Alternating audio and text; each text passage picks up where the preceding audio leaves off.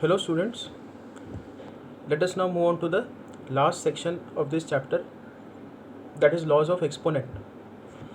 तो आपको इसमें कुछ लॉस ध्यान में रखने एक्सपोनेंट के. तो let's say if you have a into b raise to x, इसको आप क्या लिख सकते हो, a raise to x into b raise to x. a raise to x into a raise to y is equal to, इनका base same है तो a raise to होगा x प्लस वाई.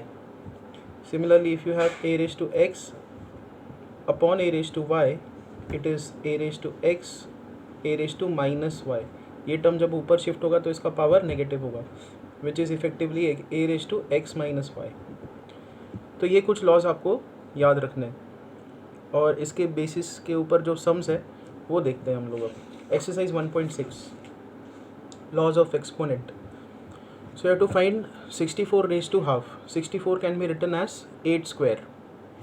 अच्छा, इस लॉ में मैंने एक और जो रिजल्ट है वो मिस कर दिया, that is if you have a raise to x raise to y, it is equal to a raise to x into y. ये दोनों पावर्स मल्टीप्लाई हो जाएंगे. Okay, and you can also write it like this, a raise to y raise to x. y और x को interchange आप कर सकते हो. तो पहला क्वेश्चन देखते हैं. 64 raise to half. 64 can be written as 8 square, उसके पावर में है हाफ. फिर वही होगा कि ये दोनों पावर्स मल्टीप्लाई होंगे. 2 और हाफ जब मल्टीप्लाई होंगे तो आंसर आएगा 1. तो answer is 8 raise to 1 which is 8. ये फर्स्ट क्वेश्चन का answer. Next 32 raise to 1/5. Now 32 can be written as 2 raise to 5. 2 raise to 5 32 होता है, तो यहाँ पे है 2 raise to 5 raise to 1/5. 5 will cancel out, will get 2 raise to 1 which is equal to 2. 125 raise to 1/3. 125 can be written as 5 cube, उसके power में 1/3. 3 will cancel out, you will get 5. Question number second. First 9 raise to 3/2. 9 can be written as 3 square raise to 3/2. फिर ये जो 2 और 3/2 multiply होंगे, 2 into 3/2. 2 will cancel out, you will get 3. Effective power is 3. 3 cube is 27. 16 raise to 3/4. Now 16 can be written as 2 raise to 4, उसके power में 3/4. ये दोनों powers multiply होंगे, 4 इंटू 3/4. 4 विल कैंसिल आउट, 2 के पावर में आएगा cube. 2 cube is 8. 32 raise to 2/5. 32 can be written as 2 raise to 5 raise to 2/5. तो ये रेज टू के दोनों पावर के टर्म्स है, मल्टीप्लाई होंगे. 5 will cancel out, you will get 2 square and 2 square is 4. 125 raise to -1/3. 125 is 5 cube raised to -1/3. 3 will cancel out, you'll get 5 raised to -1 which is 1/5. And third 2 raised to 2/3, 2 raised to 1/5. इनका base same है तो powers add होंगे, तो ये आएगा 2 raised to 2/3 plus 1/5.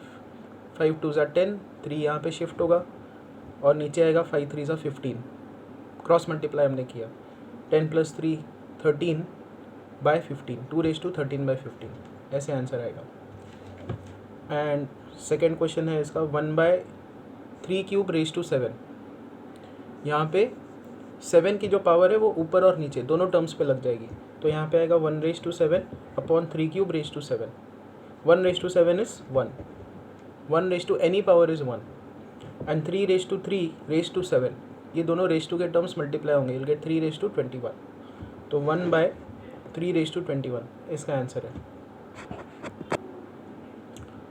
Next 11 raise to half upon 11 raise to 1/4. 11 raise to 1/4 ऊपर shift होगा, उसका पावर हो जाएगा नेगेटिव. बेस सेम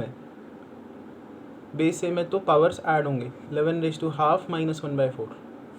अभी हाफ -1/4 का सिंप्लीफिकेशन कैसे किया जाता है. हाफ -1/4, ये देखो, हाफ -1/4, इनका हमको डिनोमिनेटर सेम बनाना है, तो हम लोग इधर भी 2 से मल्टीप्लाई करेंगे, इधर भी 2 से मल्टीप्लाई करेंगे. ये डॉट मतलब मल्टीप्लिकेशन है, तो यहाँ पे क्या आएगा, ऊपर 2 डिवाइडेड बाय 4 -1/4. तो इफेक्टिव आंसर कितना आएगा 2 - 1 1/4। तो जो ये ऊपर का पावर है हाफ माइनस 1/4 उसका आंसर है 1/4।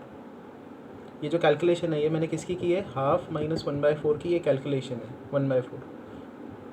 सेम चीज़ मैंने यहाँ पे की है, इधर हमने डिनोमिनेटर इनका सेम बनाया है, तो इधर आएगा 2 - 1/4 11/1/4, ये आंसर है इसका। फिर से एक बार मैं एक्सप्लेन कर देता हूँ। ये 11/½ था डिवाइडेड बाय 11/1/4। इस पावर को हमने ऊपर शिफ्ट किया 11/½ माइनस 1/4 विच इज़ 11/2। हम लोग इधर 2 से मल्टीप्लाई करेंगे, इधर 2 से मल्टीप्लाई करेंगे, 2 × 1 2, तो यहाँ पे आएगा 2 - 1 बाय, इनका डिनोमिनेटर सेम है तो ये आएगा 11/1/4। This is the answer. Next 7/½ 8/½ ये बेस तो अलग है, ठीक है, तो आप ऐड तो नहीं कर सकते पावर को।